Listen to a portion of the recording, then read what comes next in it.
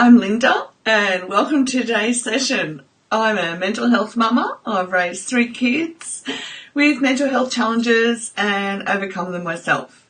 So today we're going to, being a wonderful Monday in bright shiny Brisbane, we're going to have a look at unpacking busyness. And this is important, especially at the beginning of the week when we tend to go, wow, I've got this and this and this and this and this to do. And instead of focusing on today, we're charging off for the bigger picture. Now, if we continue to do that, what happens is our health suffers. So, in order to stop our health from suffering, we want to unpack it so that we become aware of the things that we need to look at. Okay, so busyness is when we're focusing so much on a bigger picture, we lose focus on right here, right now. And we do that every single day.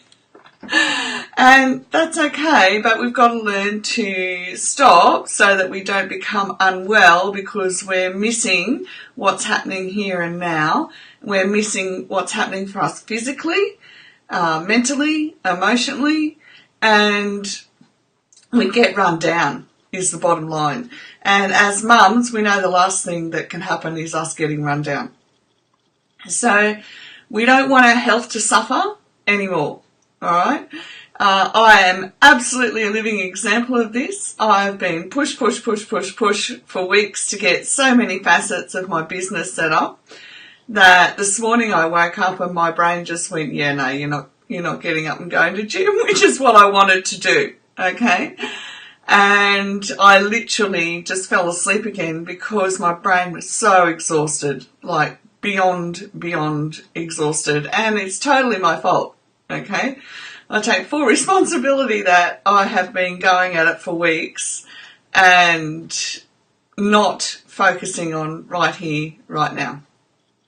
Okay, so the key too, we've got to examine emotions we're avoiding in not being in the now.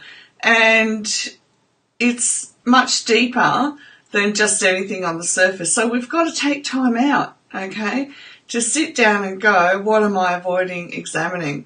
And sometimes when we're married, we can be avoiding, we keep busy to avoid how we're feeling in the now about situations that we think at this time we can't change. So, for example, if your husband and you are super busy at work, etc., then you're going to be avoiding what's happening in your relationship, okay? You're not giving each other time to sit down and wind down and check in that everything's okay and, what's happening with the kids, where we're up to, etc., So there are going to be things that we avoid. Whether we like it or not, we're avoiding them. And sometimes I've heard people say things like, yes, but we have to do this. We both have to work. We both have to do this in order that we achieve a financial outcome. But then you've got to sit down and ask, is the financial outcome that you're aiming for coming at a sacrifice of your own heart health, mind health, and certainly body health, okay? We have to ask these questions. Otherwise, we're not taking full responsibility for what's going to happen in the future. So what's going to happen in the future won't be exactly as we envision because we're not taking notice of what's happening for ourselves on a day-to-day basis. Key 3. So one of the fears that you can sit down and ask yourself is, am I afraid of falling behind or falling short? And we can have that because if we've come out of families where perfectionism was a way for you to avoid being disciplined, avoid missing out on things, etc., then these fears are definitely going to come into play in your life so that you can deal with them as an adult and not have them in your life anymore. Fear of damaging our reputation or of letting others down, okay? So that's when people come into it. Am I working so hard because I'm afraid of these things happening? And they're very real, deep-seated fears. It's not surface stuff, okay? We need to have time to sit in our own soul space and ask these questions. Am I afraid of these things? Am I afraid that if I don't do as much as I'm doing, that these things will happen? And do you believe that it all rests on your shoulders, you know?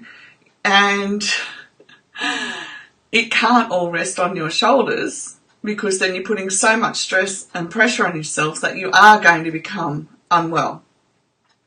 Okay.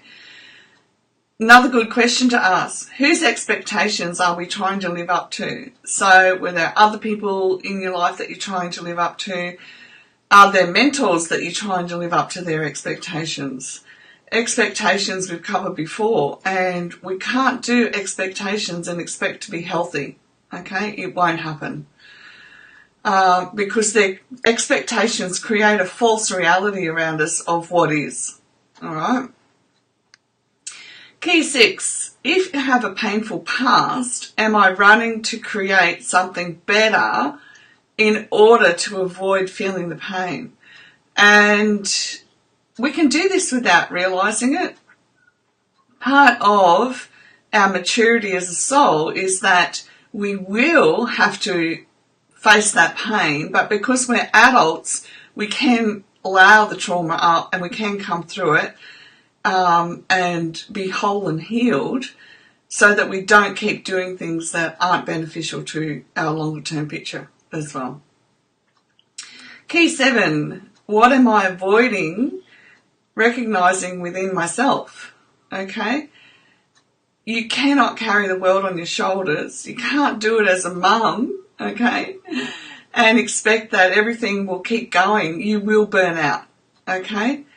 It's just the reality of your physical body, that if you keep trying to avoid what you're feeling within, so compacting everything that you're feeling on a day-to-day basis, you eventually get things like migraines, your body system shuts down, etc., because you're compacting, believing that you've just got to keep going.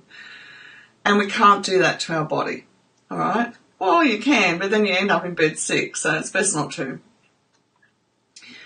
Where am I trying to do everything in my own strength? Now remember, when we're trying to do everything in our own strength, we're doing it from our mind because we have a belief that only we can do it, we've got to keep going. Without me, everything falls to pieces, etc.